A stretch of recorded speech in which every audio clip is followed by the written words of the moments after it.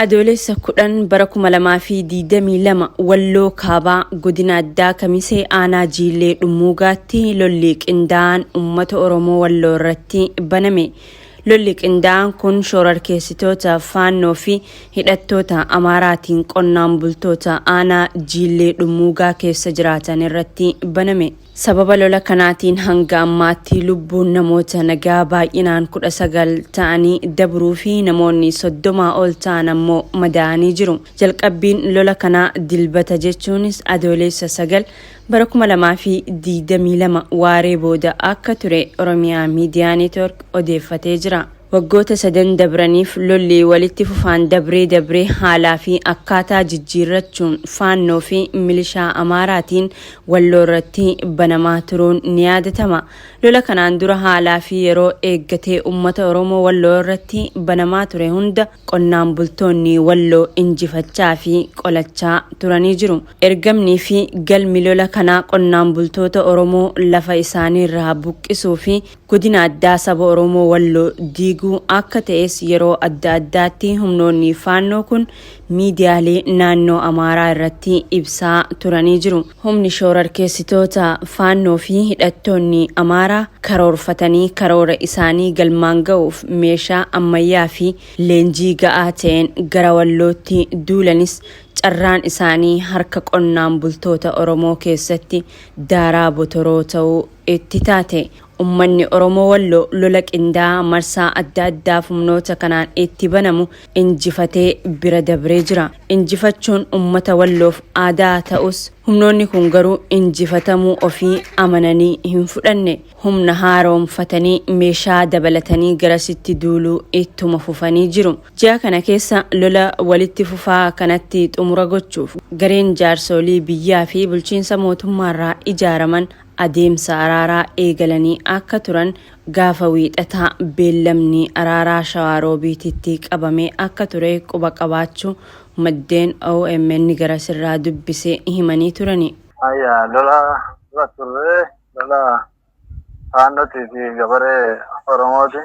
Guyyaa kaleessaa araarri tokko Shawaaroobiitti ji'a ture kan dura wal dhabdee turre araara san geggeessuuf turre. Araarri sun akka geggeeffamne barbaadan araara kan balleessuuf warra galagallee gara baadiyyaa keessarraan Amaaraan kaasaa jennee lollaganiitu duubarra galagalanii achi booda Amaaraan uffata qaatiloon isaanii fuudhatanii dhukaasatti banaa jennee.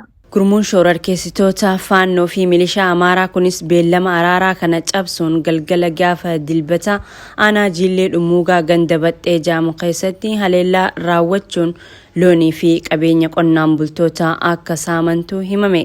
Qonnaan bultoonni ganda Baxxee halkan sana haleellaa isaanitti baname ofirraa qolachuuf lola eegalanis mootummaan battala gidduu seenuun dhimmicha tasgabbeessuuf yaalaa turee jiru. Jiraattonni humnoonni faannoo qabeenya saaman ni deebisu jedhamuun tasgabbiin akka bu'u taasifamus wiixata ganama humnoonni kun humna haaraa fi meeshaa gurguddaadhaan konkolaataa poolisii humna addaa Amaaraa Birgeediin Minilik jedhamu aanicha keessa buufachuun lola guddaa akka banantu dhaga'ame. Dishkaati yiitii guddaadhaan lolanii kun miidiyaarra deemaa jira. Dishkaani mul'ata. Mastaakan isaanii faannoo Minilik Birgeed jedhama.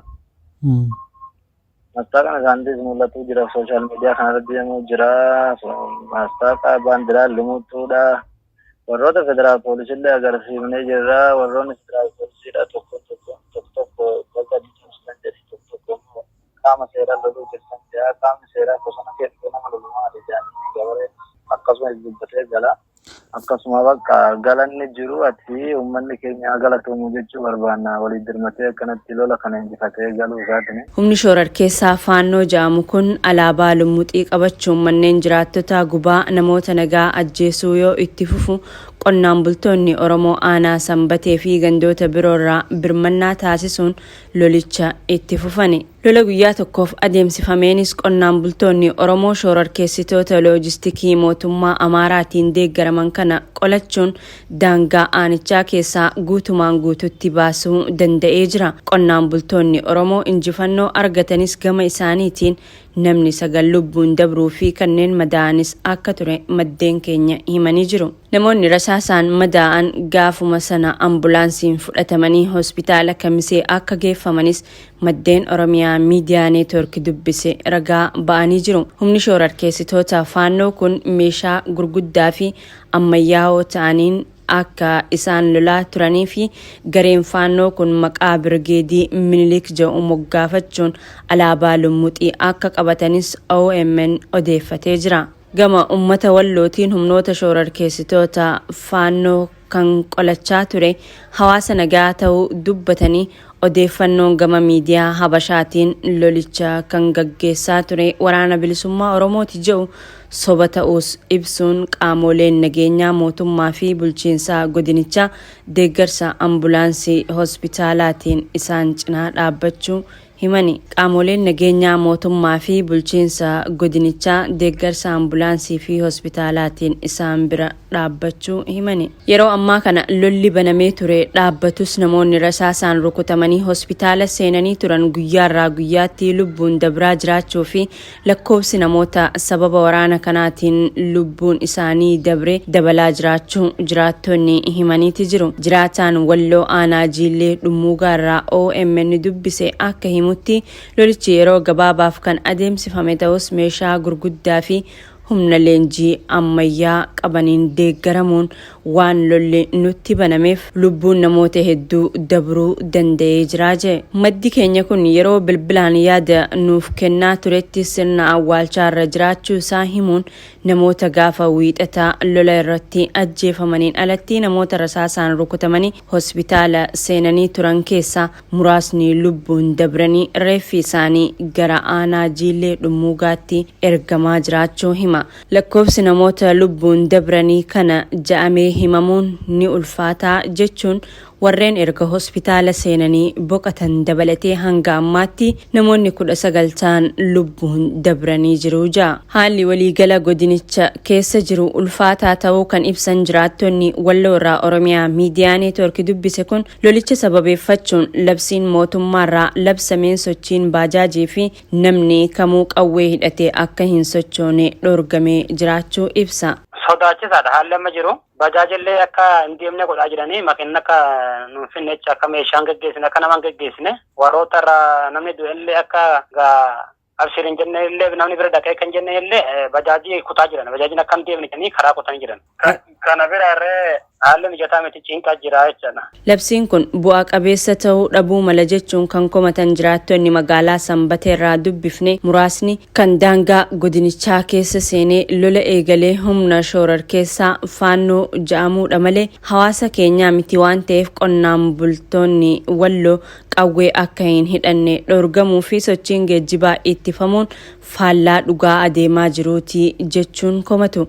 Jiraataan Aanaa Jiillee Dhummuugaa Oromiyaa Miidiyaa Neetworkiif yaada kenne dhimma kana tasgabbeessuu kan danda'u humna raayyaa ittisa biyyaa yoo hin taane qaamoleen nageenyaa naannoo Amaaraa maqaa tasgabbii buusuutiin garana yoo dhufan dubbicha ittuu hammeessuu maluu sodaa jiru qabaachuu ibsa. Dhumarrattis uummanni Oromoo miidiyaalee fi abbootiin qabeenyaa tooftaa ittiin namoota nurraa rukutamanii yaala gahaa dhabuun lubbuun dabraa jiran gargaaruun danda'amu irratti sagalee nuuf ta'a kan jedhan jiraattonni madoon keenya riiferii ta'anis haa ta'u kanneen hin ta'inis asumatti wal'aansa gahaa akka argataniif gargaarsi nu barbaachisaa jiru. Yeroo ammaa kana madoowwan 30 ol kan haleellaa Jiillee Dhummuugaatti raawwatameen rukutamanii hospitaala Kamisee geeffaman wal'aansa olaanuu argachuuf gara Oromiyaa yookaan gara Dasee akka hin deemneefis humnoonni shororkeessitoota faannoo hidhannoo guutuun karaa cufanii dhorganii jiru jedhu jiraattonni.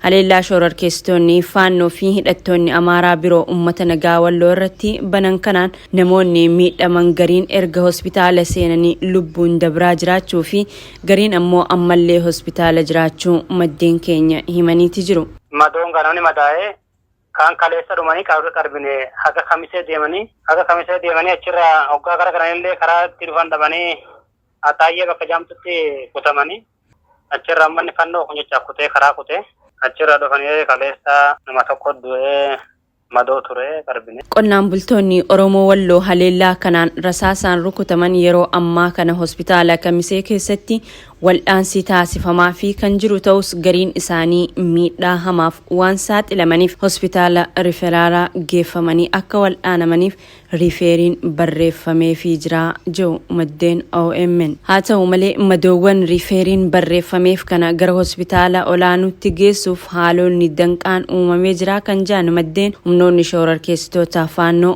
madoo keenya akka hin yaallanneef nu ittisaa jiru jiru. Bakka addaa Karra Qorii fi Shawaa Roobiititti daandii cufuun madoon wal'aansa olaanuuf akka hin dabarre dhorkuun cinatti kanneen hospitaala Kamisee keessatti lubbuun isaanii dabree gara Jiillee Dhummuugaa akka hin deebineef Karra Qoriitti gara Oromiyaatti akka hin deebineefis Shawaa Roobiititti daandii cufanii jiru jechuun jiraattonni himatanii jiru.